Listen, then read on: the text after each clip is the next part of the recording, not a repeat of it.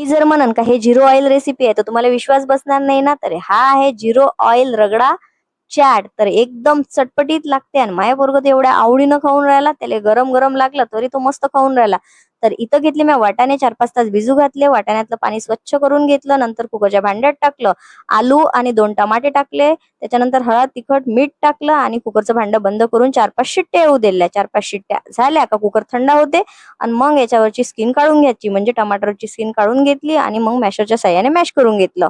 आणि मग आता इथं काय केलं, चिंचीचं पाणी टाकलं, त्याच्यानंतर धने powder, chilli flakes, chaat masala, हळद, तिखट, मीठ टाकलं आणि मॅश करून घेतलं आणि 10 मिनिटं मस्त असं शिजू दिला. झाला ना मावला रगडा चाट तयार.